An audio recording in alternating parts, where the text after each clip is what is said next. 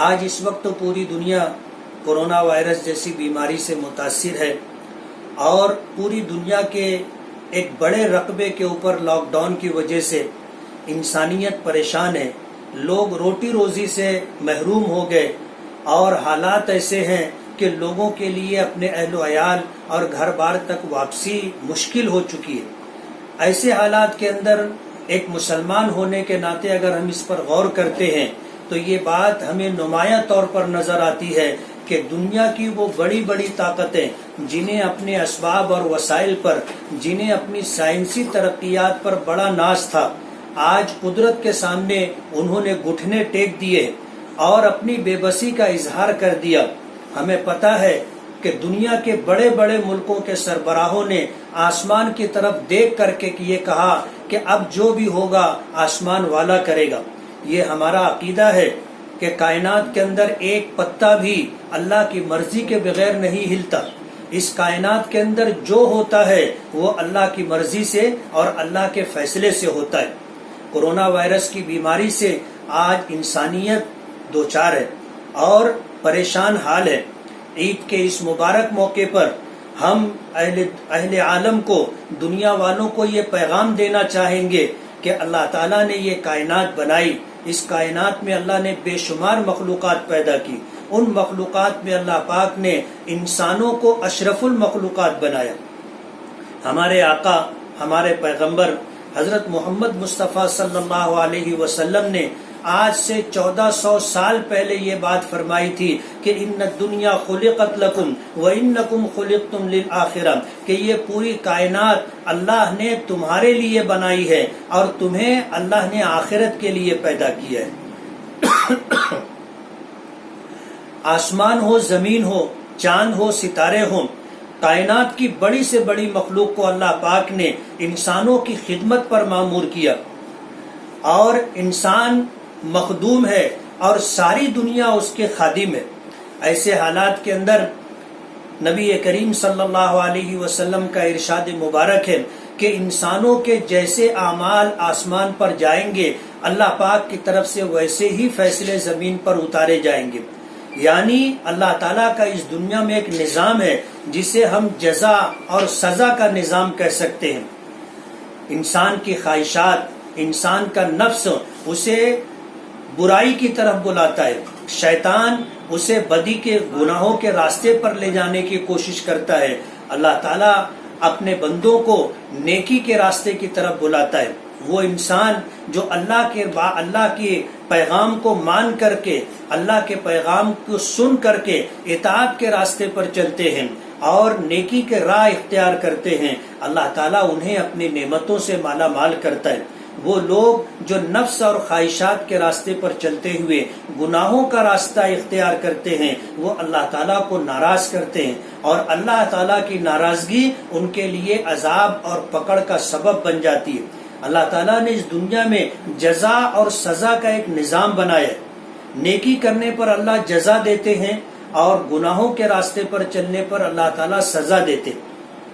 قرآن کریم کی جس آیت کی میں نے تلاوت کی ہے اس آیت کا مفہوم ہی یہی ہے کہ تمہیں جو مصیبتیں پہنچتی ہیں وہ تمہارے اپنے ہاتھوں کی کمائی اور بے شمار کوتاہیوں کو اور بے شمار گناہوں کو، نافرمانیوں کو اللہ تعالیٰ معاف کر دیتا ہے، درگزر کر دیتا ہے. اللہ تعالیٰ کے اس ارشاد کا مفہوم و مطلب یہ ہے کہ اگر ہم نے گناہوں کے راستے پر چلتے ہوئے اللہ کو ناراض کیا ہے، اگر ہر نافرمانی پر اللہ تعالیٰ ہماری پکڑ کرنے لگے تو پھر ہمارے لیے جینا مشکل ہو جائے گا. اللہ تعالیٰ کا دنیا کا ایک نظام ہے جسے جزا اور سزا کا نظام کہا جاتا ہے. اللہ تعالیٰ اپنے بندوں پر ذرہ برابر بھی ظلم نہیں کرتا. اللہ تعالیٰ اپنے بندوں پر 70 ماؤں سے زیادہ مہربان ہے، لیکن جب بندے اللہ تعالیٰ کو ناراض کرتے ہیں، نافرمانی کے راہ پر چلتے ہیں تو پھر اللہ پاک کی طرف سے حالات آتے ہیں، اللہ پاک کی طرف سے پکڑ آتی ہے. یہ دنیا اللہ پاک نے انسان کے لیے امتحان کی جگہ بنائی. ایک انسان کو اللہ نے نیکی اور بدی کرنے کا اختیار دیا ہے. وہ اپنی مرضی سے چاہے تو نیکی کے راستے پر چلے، اپنی مرضی سے چاہے تو گناہوں کے راستے پر چلے. اللہ نے اسے اختیار دیا ہے کچھ چیزوں میں بندہ مجبور ہے، جیسے زندگی اور موت، کہ انسان اپنی مرضی سے جب تک چاہے جیے اور جب مرنا چاہے مر جائے، یہ اس کے اختیار میں نہیں، یہ اس کے اختیار میں نہیں ہے کہ وہ امیر بننا چاہے تو امیر بن جائے اور غریب رہنا چاہے تو غریب رہے، یہ اس کے اختیار میں نہیں ہے کہ وہ ہمیشہ صحت مند رہنا چاہے تو صحت مند رہے، اور اگر بیماری میں مبتلا ہونا چاہے تو پھر بیماری میں مبتلا ہو جائے۔ اسے یہ اختیار نہیں ہے کہ عزت اور ذلت اپنی مرضی سے حاصل کر لے۔ یہ کچھ چیزیں ہیں جو اللہ نے اپنے قبضے قدرت میں رکھی ہیں، لیکن نیکی اور بدی کا اختیار اللہ پاک نے اپنے بندوں کو دیا ہے۔ یہ دنیا ہمیشہ رہنے کی جگہ نہیں ہے، یہ ہمارا عارضی ٹھکانہ ہے۔ اس دنیا میں آنے سے پہلے ہم ماں کے پیٹ میں تھے، وہ بھی ایک عالم تھا، اور ماں کے پیٹ میں آنے سے پہلے ہم عالم ارواح میں تھے، جہاں اللہ نے ساری روحوں کو پیدا فرما کر یہ پوچھا تھا، الست بربکم، کیا میں تمہارا پروردگار نہیں ہوں؟ تمام روحوں نے برجستہ کہا تھا بلا، کہ ہمارے پروردگار آپ ہی ہمارے رب ہیں، آپ کے علاوہ کون ہمارا رب ہو سکتا ہے؟ تو ایک عالم ارواح تھا۔ ہماری روحوں کی پیدائش کے بعد اللہ نے جب تک چاہا ہم عالم ارواح میں تھے، اور جب اللہ نے چاہا تو عالم ارواح سے منتقل ہو کر کے ہم ماں کے پیٹ میں آئے، اور ماں کے پیٹ میں جب تک رہنا اللہ نے مقدر کیا تھا ماں کے پیٹ میں رہے، اور ماں کے پیٹ سے پھر ایک وقت آیا ہم اس عالم دنیا میں آئے، اور یہ بھی عارضی ٹھکانہ ہے، یہاں بھی ہم ہمیشہ نہیں رہیں گے۔ جس طرح ماں کے پیٹ میں رہنے کا ایک زمانہ تھا، جس طرح عالم ارواح میں رہنے کا ایک زمانہ تھا، جب وہ زمانہ مکمل ہو گیا تو ہم اس دنیا میں آ گئے۔ تو یہ دنیا بھی عارضی ٹھکانہ ہے، یہاں بھی کوئی ہمیشہ نہیں رہے گا۔ اگر کسی کو یہاں ہمیشہ کی زندگی اللہ پاک عطا فرماتے تو اس کے حقدار سرکار دو عالم صلی اللہ علیہ وسلم ہوتے۔ اللہ نے آپ کو تمام انسانوں کے لیے، تمام عالموں کے لیے رحمت بنایا تھا، لیکن ایک وقت آیا اللہم بالرفیق الاعلی کہتے ہوئے آپ بھی اس دنیا سے اللہ کی جوار رحمت میں تشریف لے گئے۔ اس دنیا کے بعد جو دنیا آنے والی ہے، جسے قبر کا زمانہ اور عالم برزخ کہتے ہیں، وہاں قیامت تک رہنا ہے، اور جب سور پھونکا جائے گا اور یہ دنیا قیامت سے دوچار ہوگی، اور اس کے بعد جب دوبارہ سور پھونکا جائے گا اور سب جو ہے زندہ ہو کر کے اللہ کی بارگاہ میں میدان محشر میں پہنچیں گے، حساب و کتاب ہوگا، نیکی کرنے والوں کو جزا اور اللہ کی نافرمانی کرنے والوں کو سزا سے دوچار ہونا پڑے گا۔ جنہیں اللہ نوازے گا اپنی رحمتوں سے، مغفرتوں سے، اللہ انہیں جنت کا ٹھکانہ عطا کرے گا۔ انسان جنت میں ایمان کی بدولت اللہ کے فضل سے جائے گا، لیکن جنت میں اسے درجات اس کے اعمال کے سبب ملیں گے۔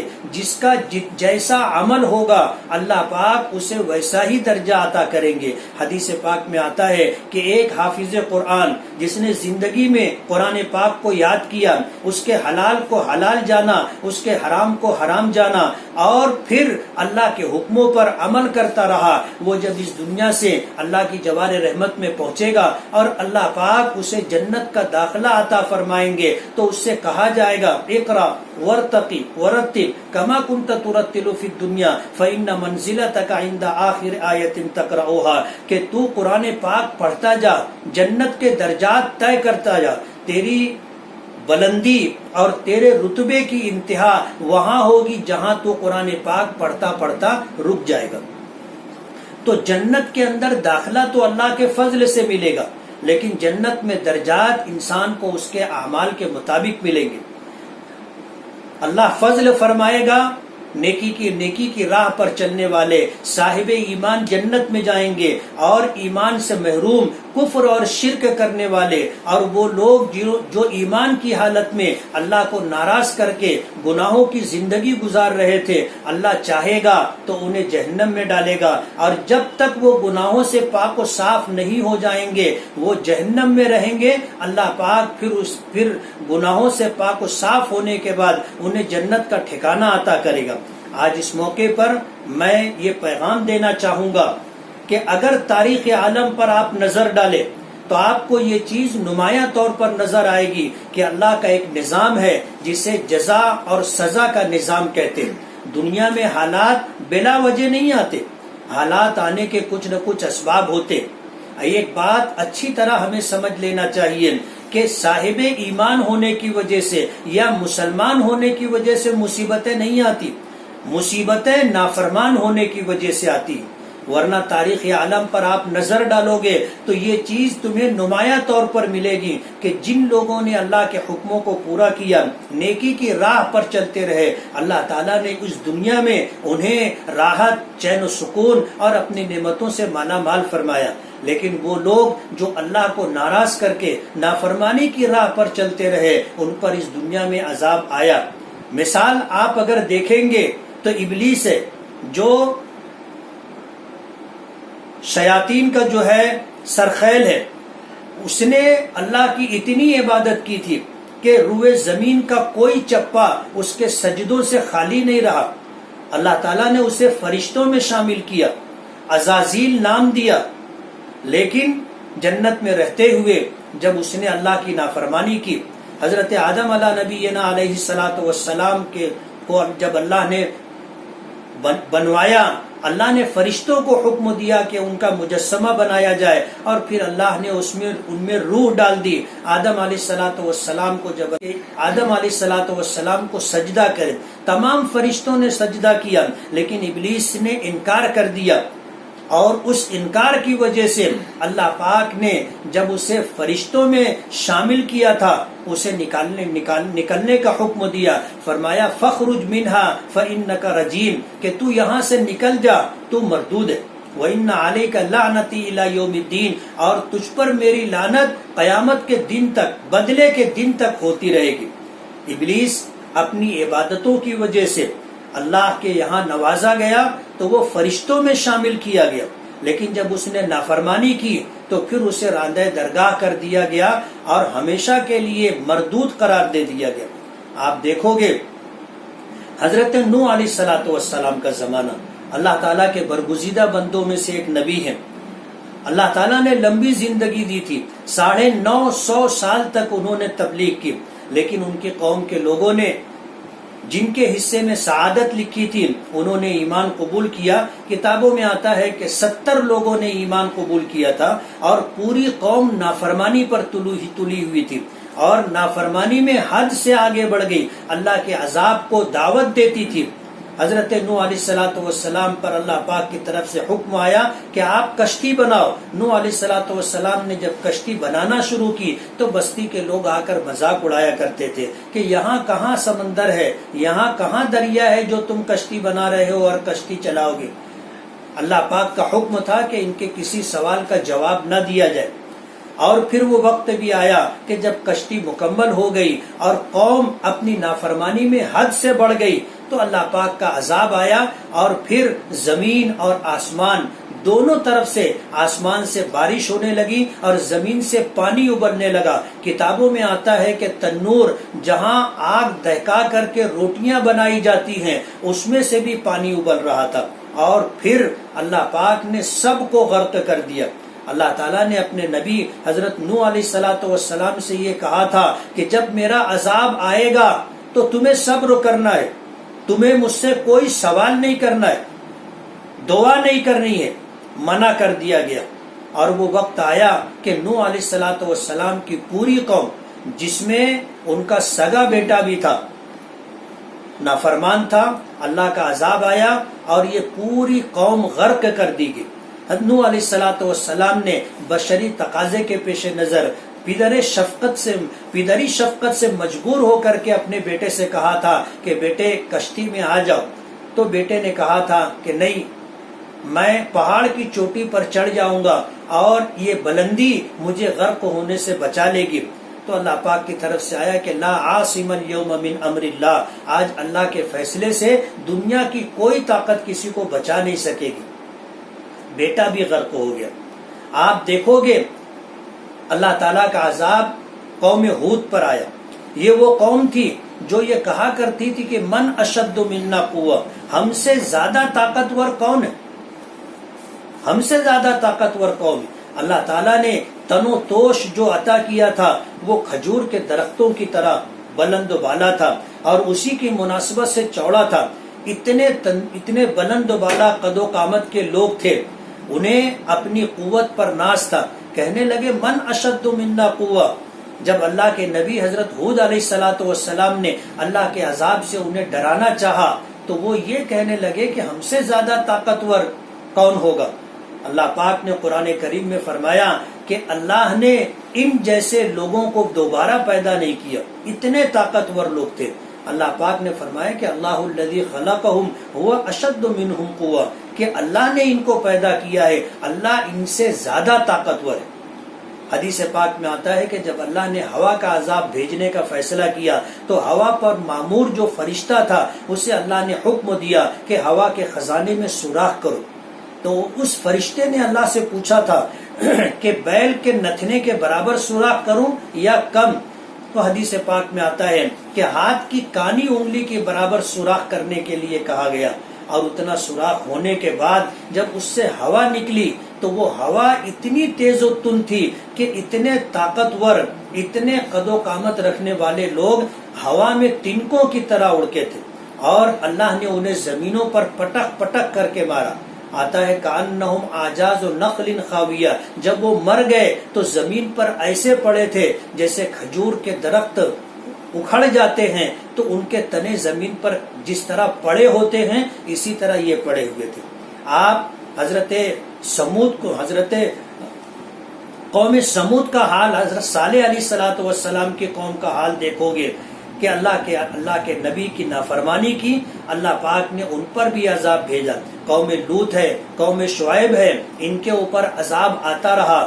فرعون ہے، نمرود ہے، قارون ہے، شداد ہے، اللہ کا عذاب آتا رہا۔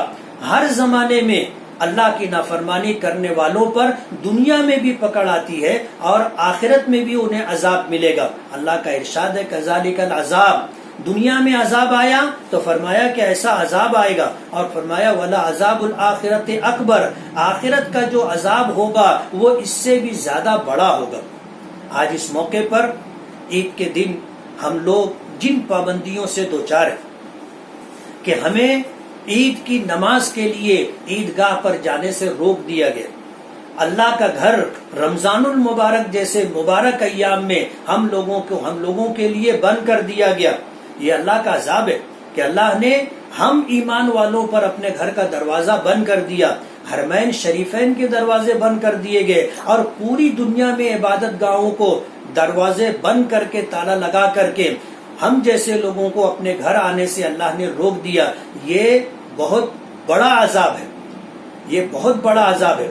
ہمیں عید نہیں منانی ہے، اللہ ہمارے لیے اپنی عبادت گاہوں کے دروازے کھلوا دے، ہمیں اپنے رب کو منانا ہے، ہمیں اپنے رب کو منانا ہے۔ آج یہ موقع محاسبے کا ہے، ہمیں اپنے اعمال کا جائزہ لینا چاہیے۔ عید کا دن خوشی کا دن ہوتا ہے، اللہ نے 2 دن ہمارے لیے خوشیوں کے بنائے ہیں، ایک عید الفطر اور ایک عید الاضحیٰ۔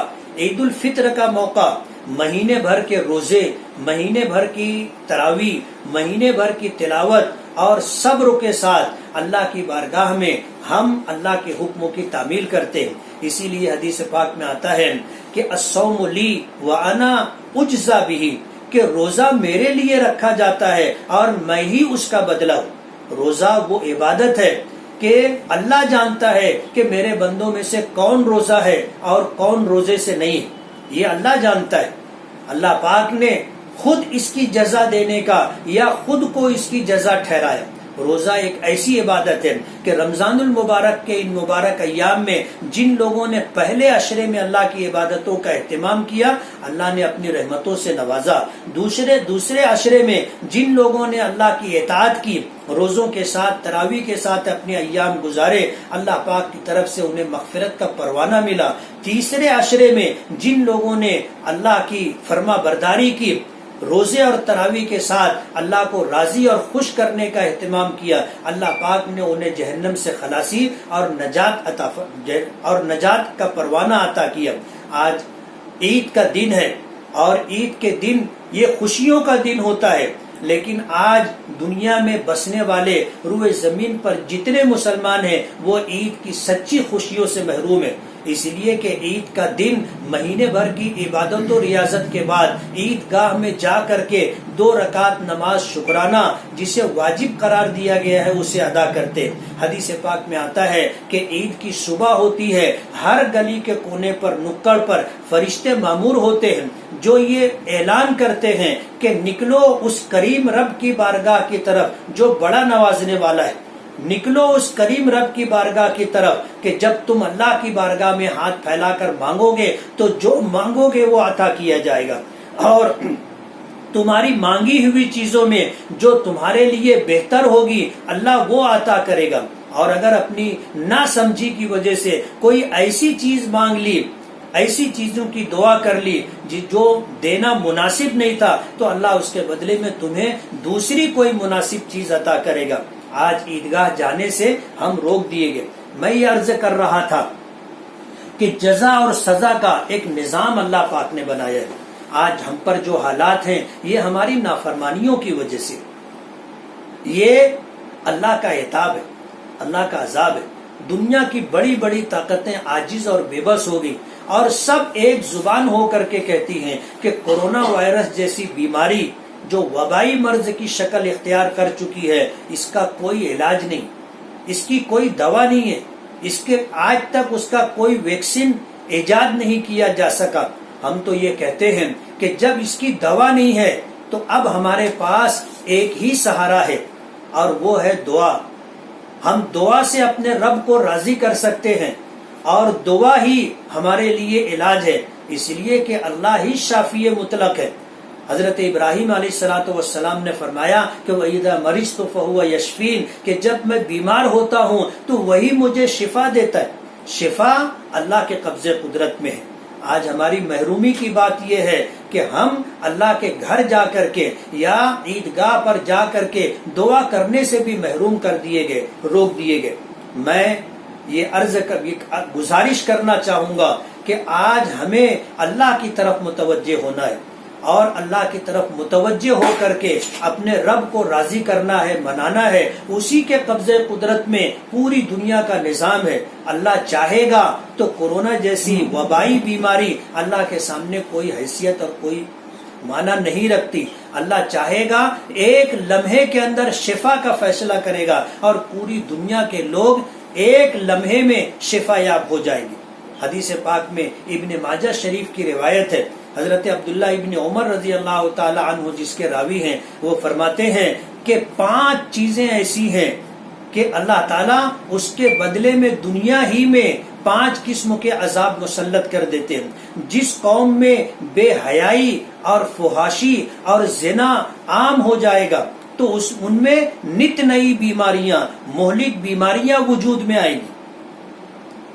یہ جو کورونا جیسی بیماری ہے یہ نئی بیماری کہو یا پرانی بیماری کہو، لیکن جب قوم بے حیائی کے راستے پر چلتی ہے، قوم فحاشی کے راستے پر چلتی ہے، تو پھر اللہ پاک کی طرف سے مہلک نت نئی بیماریاں جن کا نام کبھی نہیں سنا گیا، جس کا علاج لوگوں کے پاس نہیں ہے، ایسی بیماریاں آئیں گی. نبی کریم صلی اللہ علیہ وسلم نے فرمایا کہ جب قوم ناپ تول میں کمی کرنے لگے گی، حقوق کی ادائیگی میں کوتاہی کرنے لگے گی، تو اللہ تعالیٰ ظالم بادشاہ مسلط کر دے. آج آپ دیکھ لیجئے پوری دنیا میں ظالم بادشاہوں کا تسلط ہے، اور تسلط بھی ایسا ہے کہ انہوں نے ہمیں گھر سے نکلنے سے محروم کر دیا، ہمیں پابند کر دیا کہ ہم اپنے گھروں میں رہیں، اور پابندی بھی ایسی کہ تمام عبادت گاہیں بند کر دی گئی. ہم مسلمان ہی مسجدوں سے روک دیے گئے ایسا نہیں، ہر قوم جو ہے اپنی عبادت گاہوں پر عبادت کرنے سے روک دی گئی. ظالم بادشاہوں کا تسلط ہے. تیسری چیز جو نبی کریم صلی اللہ علیہ وسلم نے فرمائی کہ جب مسلمان زکوٰۃ کو تاوان اور بوجھ سمجھنے لگیں گے تو پھر اللہ تعالیٰ قحط کر دیں گے. آج آپ دیکھ لیں پوری دنیا میں اس طرح کے حالات ہیں کہ ان حالات کی وجہ سے لوگ اتنے مجبور ہو گئے کہ آج ان کے یہاں کھانے کے لیے کچھ نہیں. عید جیسا دن ہے اور کتنے گھرانے ایسے ہیں جن گھروں میں رہنے والے مرد کہو، عورتیں کہو، معصوم بچے کہو، بھوکے ہیں، جن کے پاس پیٹ بھرنے کے لیے کوئی انتظام نہیں ہے. چوتھی چیز جو نبی کریم صلی اللہ علیہ وسلم نے فرمائی کہ جب میری قوم جب انسان عہد شکنی کرنے لگیں گے تو اللہ تعالیٰ ان پر دشمنوں کو مسلط کر دے گا۔ پانچویں چیز نبی کریم صلی اللہ علیہ وسلم نے فرمایا کہ جب اللہ تعالیٰ کے حکم کو توڑنا آسان سمجھا جانے لگے گا تو اللہ تعالیٰ آپس میں نا اتفاقی اور آپس کے اندر خانہ جنگی کے اندر مبتلا کر دیں گے۔ آج اگر دنیا کے حالات پر نظر ڈالی جائے تو یہ چیز بالکل نمایاں طور پر نظر آتی ہے کہ اللہ کے رسول صلی اللہ علیہ وسلم نے جو کچھ فرمایا وہ بالکل برحق ہے۔ عید کے اس مبارک موقع پر ہم عیدگاہ پر نماز ادا کرنے سے روک دیے گئے، ہم نے گھروں میں عید کا دگانہ ادا کیا، ہم نے چھوٹی تعداد کے اندر چند نفری لوگوں پر ہم نے مسجدوں میں جو ہے عید کا دگانہ ادا کیا۔ یہ اللہ تعالیٰ کا عذاب ہے۔ ہمیں اللہ کی طرف رجوع ہونا چاہیے، توبہ و استغفار کرنا چاہیے۔ اللہ تعالیٰ بڑے رحیم و کریم ہے۔ بندہ اللہ کی طرف ایک قدم بڑھتا ہے تو اللہ تعالیٰ اس کی طرف 10 قدم بڑھتے۔ بندہ اللہ کی طرف چلتا ہے تو اللہ کی رحمت اس بندے کی طرف دوڑ کر کے آتی۔ حدیث پاک میں آتا ہے کہ بندہ میری طرف ایک ہاتھ بڑھتا ہے تو اللہ ایک با یعنی اس سے کئی گنا زیادہ اس کی طرف بڑھتے ہیں۔ بندہ اللہ کی طرف متوجہ ہو، اللہ کی رحمت اس کا استقبال کرتی ہے۔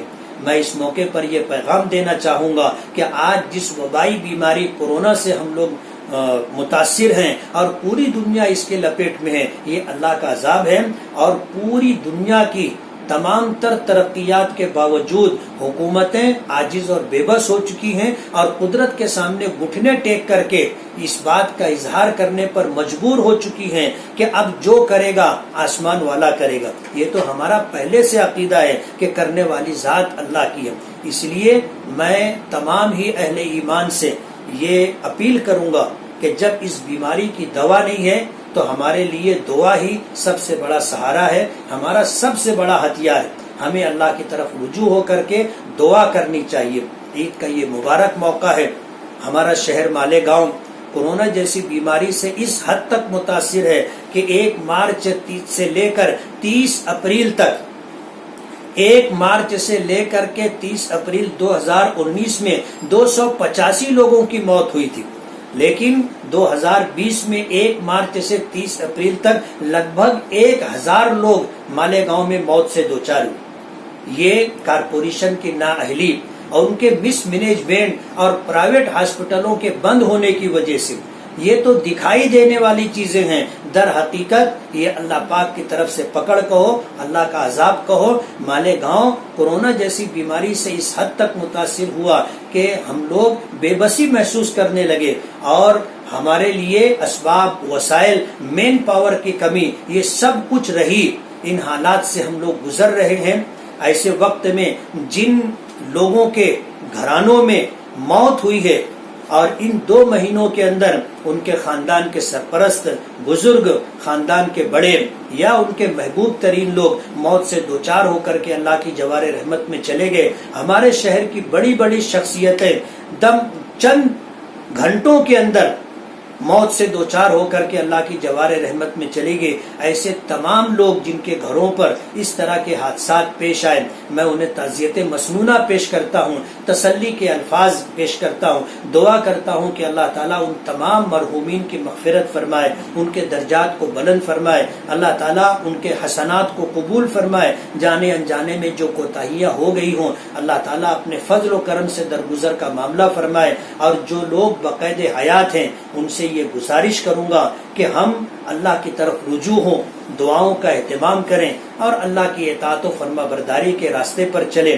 ہماری اطاعت و فرما برداری ہمیں دنیا میں بھی انشاءاللہ سرخرو کرے گی اور آخرت میں بھی انشاءاللہ اللہ کا قرب اور ہمیشہ کی کامیابی نصیب ہوگی۔ وآخر دعوانا ان الحمدللہ رب العالمین۔